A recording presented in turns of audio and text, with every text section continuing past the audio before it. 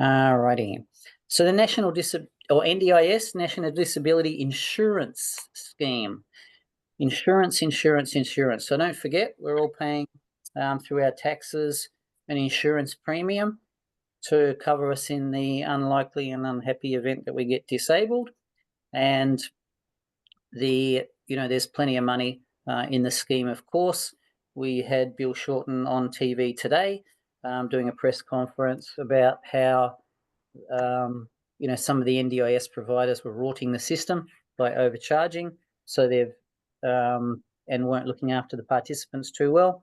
So there's now fines of $15 million all throughout the NDIS scheme. So there's really no mucking around in NDIS. Government takes it really seriously. Okay, we've automatically jumped to the video, so just let that rip.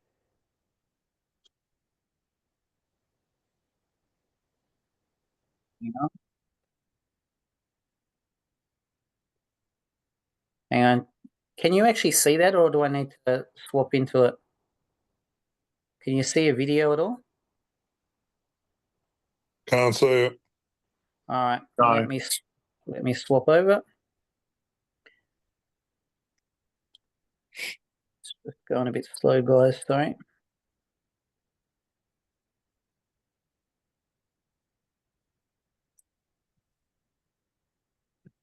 Hang on.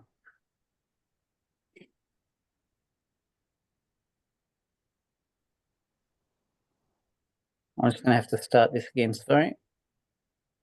Or the video. One sec. Just tapping on the keyboard accidentally.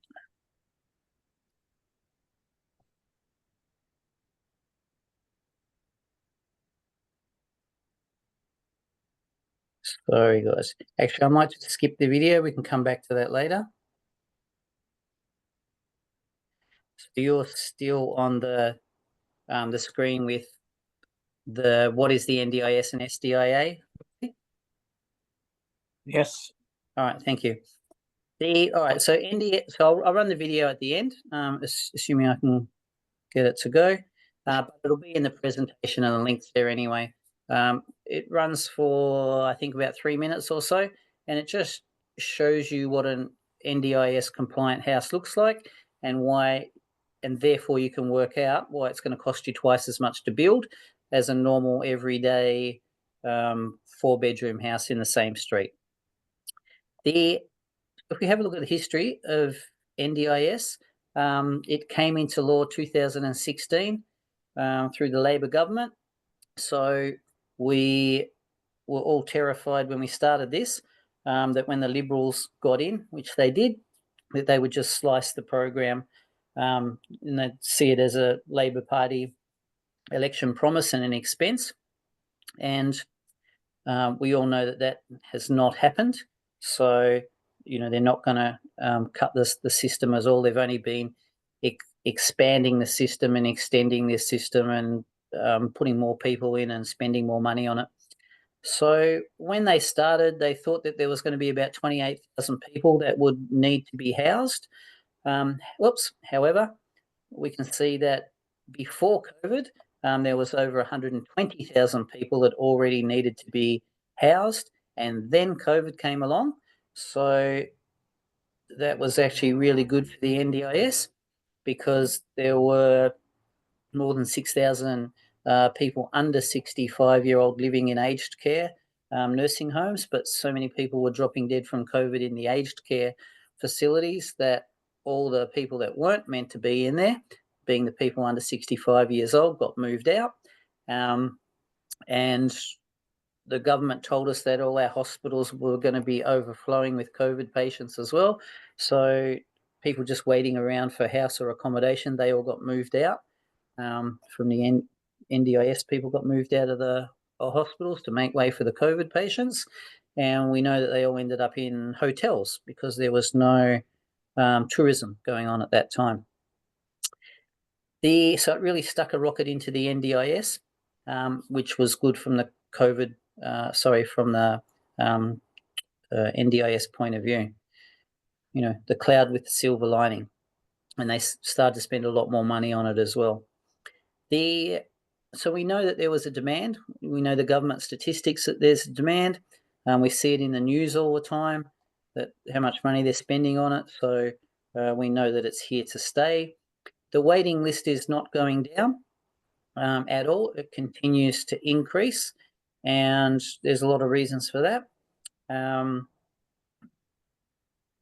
which we can go through if anybody wants to know. And then, of course, what we were terrified about 5 years ago when we started doing all this was that the government was going to switch it off, like I said. But once we know how much money the government makes out of it, how much they save, you'll see that they're never going to turn it off. The Treasurer, Jim Chalmers, end of last year told us that for every dollar the government spends in the NDIS, it generates 2.2 in the economy. And we can have a quick little look at how they might work out something like that by just having a look at a little simple spreadsheet that we put together to answer the question about just to prove that it's not too good to be true. So I assume you can all see a spreadsheet there? Yep. All right, very good. A little bit difficult for people to see on their phones, and just remember these things can be emailed to you as well, sent out via WhatsApp these days, and you can play with all the facts and figures to see. Even if I said this is only 1/3 as good as what the facts and figures say, it's still a better investment than anything else on the market anyway. So why does the government pay us so much income? And also keep in mind that we're not only getting rent, we may have other sources of income that we can generate in NDIS as well. Every time we build a house, there's stamp duty that gets paid. There's the cost of the building, so the GST, that component in there. You've had the plumber, the plasterer, the finance guy, the council workers all involved in getting a house built. So there's PAYG that the government's got there. Then we estimate that there's probably about 10 full-time jobs that are created for each house that we're building. So you think that you've got 2 people that are high physical support, which is, one of the more popular designs of housing. They need 24-hour care. Each of those people will have at least one person looking after them 24 hours a day. So that's 3 carers for each participant, 2 participants in a house very often, 7 days a week. Nobody works 7 days a week in Australia, so you need a couple of extra people looking after them. Then you've got to add the plan manager. You've got to add the people that schedule their doctor's visits. You've got to add the drivers that get them around, the maintenance staff on the house, the gardeners. So it's pretty easy to come up with at least 10 full-time jobs associated with that house, and which also leads to a shortage of carers. So there's some migration packages that we have that you guys can look at as well for anybody that that wants to move to Australia and get their permanent residency all organised for them as well. Then the income is being added to your own personal income. You're going to get taxed on that one way or another. So the minimum tax that you might be able to reduce it down to might be about $30,000 a year, depending on the ownership structure, and that's why we want to talk to an accountant on day one. And then, of course, the NDIS provider that's looking after the people in these houses, somebody in a wheelchair might be getting paid in their plan $2.5 million a year. The NDIS provider's profit margin can be about 40% gross profit. So there's $1 million worth of profit, less their expenses on staff and anything else that they need to do. But very easy to see that the NDIS providers will be paying a couple $100,000 a year in tax for looking after the participants in that particular house. So minimum, And conservatively, the government, once that house is up and running, is getting back well over $400,000 a year. And, we used to get all excited because we were looking at getting back $150,000 a year. These days, it's a bit more than that. But the government's doubled its money in the first year. So they're not going to switch that off. But then also consider that these people are not sitting in hospital and having everything paid for them by the taxpayer. So Bill Shorten says it costs somewhere between $14,000 to $20,000 a week to keep somebody in hospital. But if you can push that out to the private industry, pay them some accommodation money, then the government is saving, at least that $15,000 on average per person per week. So if you think how much money the government's saving, how much money the government's making, easily $1 million a house, then it's not being turned off anytime soon. And once people understand that, the too good to be true, all just disappears. So also think that it's such a win-win investment for everybody that's involved. The taxpayer's actually saving money. The investor's making 5 times, 10 times what they normally would on a normal investment property.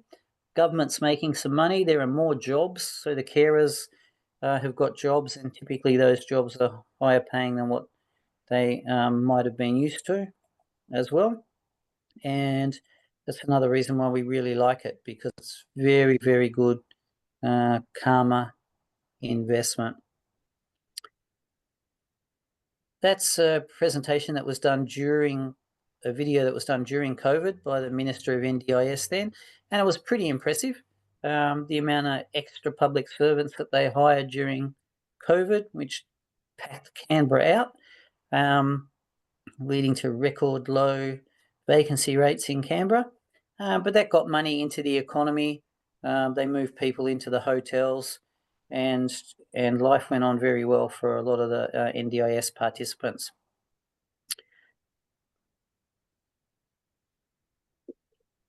When we think about investing in NDIS, it's pretty much 180-degree difference to normal everyday investment that we've all grown up with here in Australia. When we started this, we were all concerned about capital growth, and we were scared that if we never got a participant in that house, that we should make sure that we buy in an area that's having above average capital growth, so at least we're going to make some money out of the house and land. All that's completely irrelevant these days, because we're dealing with NDIS providers, and the NDIS providers will tell us where they need a house built. So there's no point building a house out of Timbuktu if there are no participants there, because it's not the field of dreams. It doesn't matter if we build it, they're not going to come. The participants want to live where they've grown up, where their family is, where their friends are, where their girlfriend, boyfriend is, where their medical facilities are as well. So there was no point spending thousands and thousands of dollars on I Love Real Estate courses, or Terry Ryder's hot spotting, or anything like that. We need to build the houses where the participants are, fish where the fish are. And these days, because we've been doing it so many years and have some really good providers that we deal with, they just tell us where they need the houses. They give us leases. Some of them are that desperate for accommodation for their participants that they will give us rental guarantees as well. So we're actually starting with a lease, and we're starting with some people that would move in to the house as well. Remembering it's going to take about a year to have money come into your bank account from the time we start. So there's a lot can happen in a year to somebody that's severely sick as well, which also means that we've got to pick an area where there's more than enough participants, just in case something happens to one of the participants. They get sicker, they go back to the hospital, they drop dead, which has all happened over the last few years while we've been doing this. So thankfully everything's worked out so far, so good. when you watch that video, you'll see they talk about home for life. And this also is another reason why all you guys need to get off your backsides and invest quickly, or as soon as you possibly can, because it's not an unlimited supply of people with a disability. Once they move into a house, it would be very unlikely that they would ever move out of that house again, for many reasons. One, the house is built where they want it to be built. So they've got their brand new dream home. The second thing is that the house is custom. It has custom additions on top of the minimum NDIS specifications and SDA specifications, just particularly for them. You know, they might need electric blinds, they might need face recognition to open doors. They've got the Alexa or whatever Siri in the house might be, to communicate with, to get things done within that house as well. And the other thing is that these days, even if they got to age 65, they're not going to get kicked out of the house anymore. They can continue to stay living in the house, which is wonderful for us, because that means we're continuing to get paid the NDIS rent, and ongoing. Alrighty. There's 4 basic designs or categories of SDA housing, and we're mainly, the main properties that we build are a hybrid, which means on completion, depending who's waiting for that house, we can turn it into a robust house, in which case we usually get a bit more money, like about $1,000 a week more than turning it into a high physical support house. Depends on the NDIS provider that we built the house for. Depends on whether you guys go for a profit share arrangement or whether you're getting the rent, mainly the rent. It's been washed. And we'll work those options out right at the start as well. So somebody's not mute. The high physical support is somebody that needs 24-hour care with their basic functioning, fully accessible to people that can actually look after themselves, make their own lunch, but the house needs to provide for wheelchairs. And improved livability might just be low IQ, vision impaired. Usually they can look after themselves quite well as well. And when we started all this, the rent for an improved livability person was only about $25,000 a room. These days, it's around $70,000 a room. So most of our investors don't. I can't actually see who's talking there. All right. All right. So, you know, if you build a house that you can put 3 participants in, and high physical support's giving you $80,000 a year for a room, but the lowest category is giving you $70,000 a year. Most of our investors are not too fussed either way. And then, of course, having the robust, where we can be getting $5,000 a week in a profit share arrangement, is also another fantastic option as well. But just remember, when we started, $25,000 for improved livability room, $45,000 a year for a high physical support room. So improved livability has tripled, high physical support, the rent has doubled. Anybody that thought that when we started all this, and people started hearing about it 4 or 5 years ago, that $25,000 per room was too much rent, then, you know, it's nuts. We've had customers that have spent $460,000 on a house that now gets about $210,000 a year in income. So there's some very happy investors around, and the government's only putting more and more money into it rather than cutting it back at all.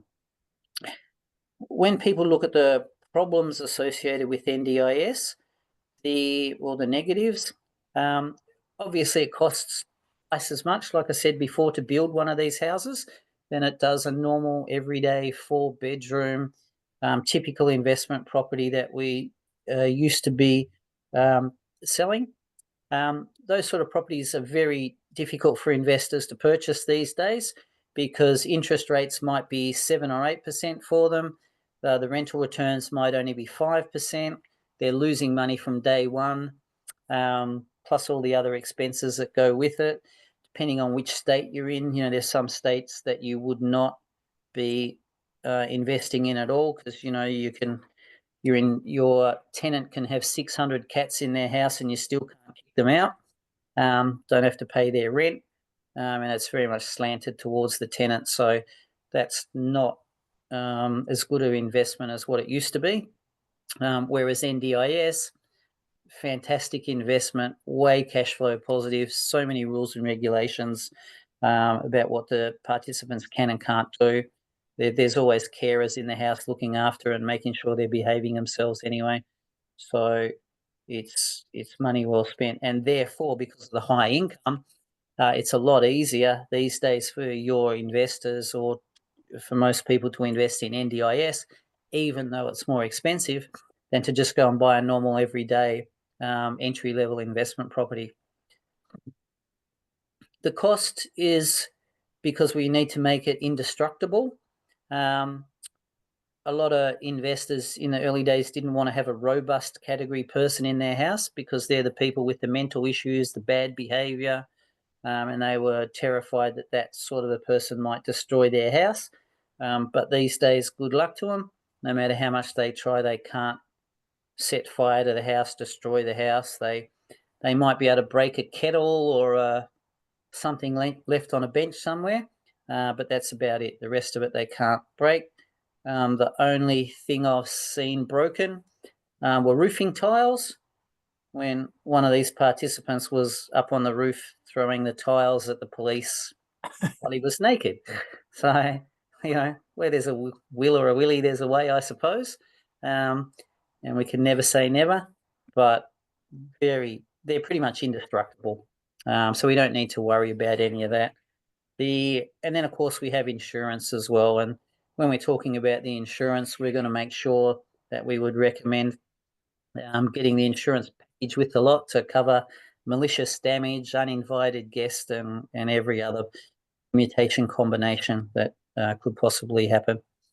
So we don't need to worry too much about that. It's not really an issue these days. The government understands that it costs a lot more to build these houses, and hence the reason why it might cost twice as much to build, but we're getting 8-9 times the rent. It used to take a lot longer to build this than a normal house because it was a lot more precise. We have to be millimeter perfect with all this for it to get certified once it's complete. So you can't just send out the apprentices, to slap this thing together, which really limited the amount of builders that we could use. And even then, the NDIS providers have said the builders got a limit on how many houses they can build. So the builders that we're dealing with are only allowed to build 100 houses in each state, and after that, no more, because the NDIS providers don't want them to collapse. It takes up to 6 months or more to get somebody's rental approval, their finance approval to have their rent paid for in the NDIS scheme. And if the house doesn't come through, then and it's only valid for 12 months, I should say. So if that approval doesn't come through again, the NDIS provider has to pay for the plan manager to go do all the paperwork all over again, assuming they can even find another house to build. So that's why the NDIS providers are very particular about the builders and making sure that the builders don't go broke. And a lot of the builders that we use are specifically set up just to build NDIS. You won't find them advertising. You won't find them talking to the general public. You won't find them with any salespeople.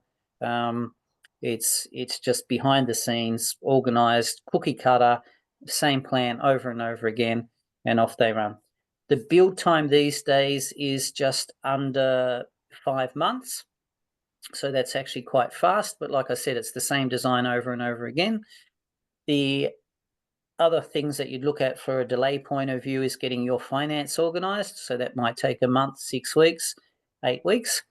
Then the plan of the house goes to the council. Very often that's taking about 2 months at the moment. Then we've got the 5 months build. And then we would usually have about 3 months before the money gets into your bank account as well. A couple of different things are happening in that first 3 months. So the banks are going to want to see that you've got your deposits and you can make the repayments for the next 9 months or so after that while the house is getting built. And then, of course, we used to be worried that we wouldn't be able to find participants, because when we started, we would just drive out to those areas of highest capital growth to hedge our bet, knock on the door of any building that had a purple NDIS sticker on it, and ask them how many participants they needed accommodation for, and then ask them to give us a lease so that we could go find some investors to build the houses for them. But like we said, the NDIS providers come to us these days and say, go get us some investors here, go get us some investors there. And they're even giving us leases and in some cases the rental guarantees. So we don't really have to worry too much about that anymore. And of course, if something unfortunate does happen to the participant, then there's more participants waiting, and it's a growing list. And we're only in areas where there's a huge demand anyway. A lot of people think that the rent's way too much, but the rent doesn't come from me or Ron or anybody else. The government works out what rent they're going to pay. They vary it a little bit based on a location factor, because they know blocks of land in Sydney are a lot more expensive than blocks of land in Ballarat, and therefore you're going to get a lot more rent if you build this house in Sydney than if you build it in anywhere else. And then, of course, even though a block of land in Broken Hill might only be $30,000, there's a huge demand for accommodation out in places, regional places, so they want to encourage you to build in regional locations as well, and therefore we might get a lot more money in the regional areas than what we do around the outer suburbs of Melbourne and Brisbane. I mentioned that we get other forms of income. So the government will pay rent per room. However, as the owner, you're also getting 25% of the participants' pension. That's their contribution to their rent. And because they're a low-income earner, not being able to work, you get a Commonwealth Government rental assistance as well. So that's called reasonable rental contribution. And a couple of years ago, it was just under $10,000. It's gone up, and that's about $12,000 now. So we just remember that we add the reasonable rental contribution into your income too, if you're building one of the build-to-rent houses. And, we can play around with that. The spreadsheet, we can email it to you. That's how we worked out where the best areas in Australia were to invest in the early days. That the average rent of a high physical support house these days is, including the reasonable rental contributions, is about $200,000 for the average house. So that's the build to rent. You build the house like a normal investment property, you rent out the rooms, and it's managed by the SDA provider. There's another option that we have. One of the NDIS providers is desperate for accommodation for their participants, so they actually will share the profit that house generates with the investor, and the investor would expect around $250,000 for that house. In Sydney, they're getting over $300,000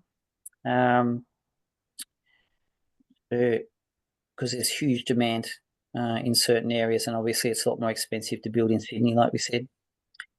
If you or any of your clients want, the exact cash flow analysis, we're happy to do that, and also the pros and cons to help you decide, should you buy it in your own name, should you buy it in your wife's name, should you buy it 60-40, 70-30, 99.1, or should you put it in some sort of a business structure as well?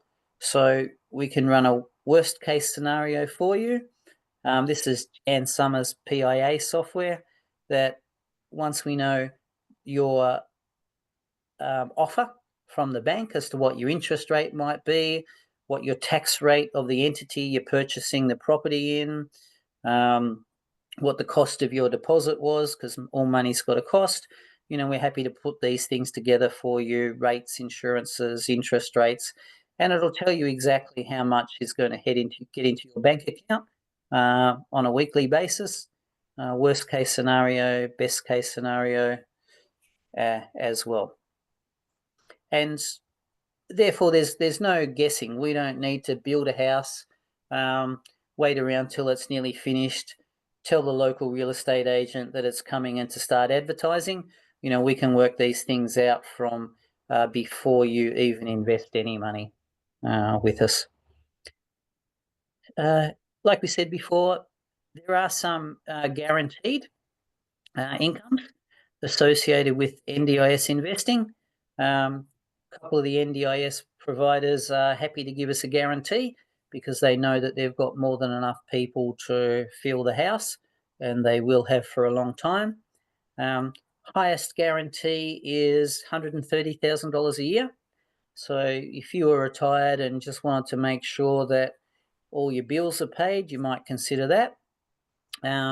Other guarantees are around $80,000 a year, and that sort of a guarantee means that the property is never going to cost you any money, so you can't possibly lose any money on the property. And so depending on stage of life, how nervous you are, how well you sleep at night, there'll be multiple options depending on which NDIS provider we go with as well. So there are definitely guarantees. A lot of people think it's a bit like DHA housing because the government's involved, but not really at all. We're building where the participants want to live, not where we have to build a house, scare away Indonesia from invading us. And, that the rent is astronomically more. Even if the NDIS property is vacant for 7 years, I think it still comes up with the same return as what a DHA house would do. But the other thing, because this is commercial investment, when you base it on the income that's being generated, the capital growth that we get out of these things is huge. And typically the value of these properties is doubling in the first year or two once the banks see the income coming in as well. So we haven't asked anything about anybody's individual goals, what they're trying to achieve, what they're most interested in. There's horses for courses as well. NDIS properties start from about $750,000 these days. That would give you an apartment with one participant, and that would pay around $120,000. There's about $30,000 worth of costs associated with that, and that's where they start. Something like that might be really good for a super fund because you might only need you might only need 70,000 plus stamp duty, depending on the loan. So 120,000 in super, you might be able to get something like that and get 100% return on your money, plus any capital growth in the first year. The average house is around $900,000 these days. Once they're completed, they've been valuing at about 1.5, like I mentioned. There's a couple for sale where people have got divorced while the whole COVID and waiting for materials and tradies to come. So they're selling for about 1.1, 1.3, but they don't come up too often. And then there's the links to a lot of the facts and figures that we've been talking about as well. I'll let you ask some questions, and I'll just pop over to the some more proof for you guys. Let's see. Yep. So any questions ladies and gentlemen? Yes, Joe, Ron here. Can you hear me all right? Yeah, I can. Thanks. Are they mostly two-part contracts? Yes, Okay. most of them are. And also, as you say, that they're viewed as being a commercial premises. So does that affect also the depreciation? Not really, no. No. So there's a couple of extra answers to those questions. So any property that you see, we can turn it into a one-part contract for super. Lovely. Yeah. You're probably aware of one contract property or supervest. And there's another alternative to that, which is a little bit less as well, that can pop these things into something that's suitable for self-managed super funds. So that's really good to know. The completed properties, there's maybe two of those available. House and land packages, which is what people would prefer in a lot of cases if they've got the money to be able to afford it. There's a couple of those. They're sitting around the $1.1, $1.3 million mark in there. And because they're completed / nearly completed, we can put them in as a one-part contract as well. Yeah. They very rarely come up though, and they're quite popular. And then what was the other thing you said? Sorry. Oh yeah. So it's seen as a commercial loan. Yeah. So the bank slugs us for the cost of the valuation.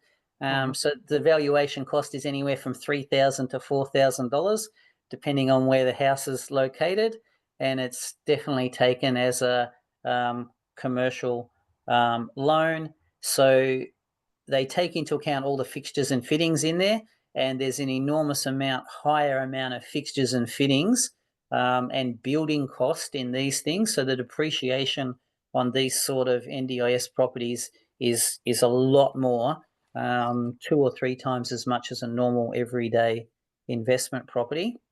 And the construction would be not 2.5% but 4%. Not really sure. Tell you the truth. That's an important factor. I can check that anyway. Yeah.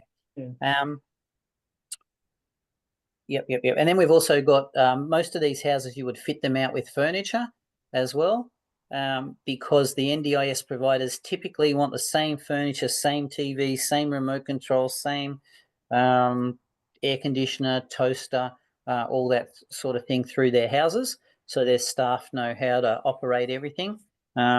And if a person gets moved from one house to another, then they're familiar with their surroundings as well. So there's a bit of depreciation or expense there as well that we usually wouldn't have in a normal everyday investment property. Hopefully you can all see a spreadsheet that says immediate capital growth.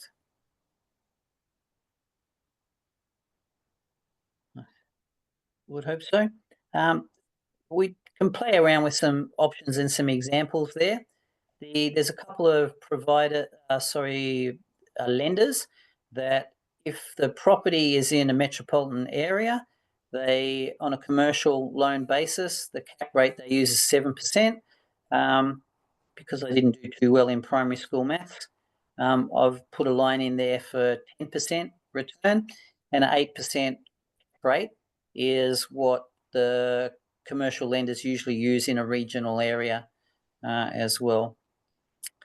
So if an investor is happy to get a 10% return on their money, then if the income that property is generating is $170,000 a year, then they would be happy to pay $1.7 million for that property.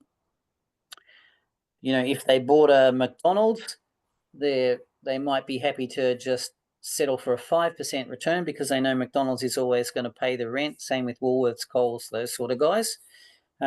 Whereas, with NDIS that not everybody understands, if they're happy with 10%, we know it's worth 1.7. I mentioned before that houses that people have paid $850 for, now that they're completing, they're being valued at 1.5, and that's before any income has started to even flow. So if somebody, let's say they paid 750, the income's only 170, 10% cap rate, which we can always do better than that, then the bank would allow them to redraw about $1 million. So they could actually get their deposit back. They could come back to us and they could buy another property.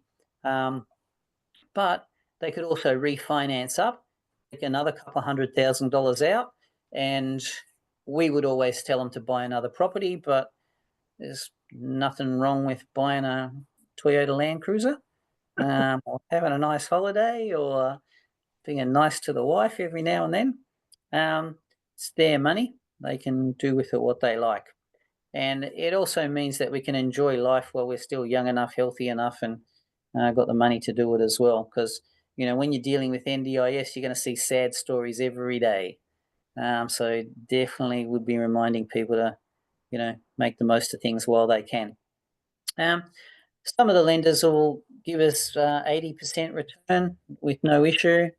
So if they did that on that same house, the investor could pull out $600,000 extra plus their deposit, and you could go again for another couple of properties.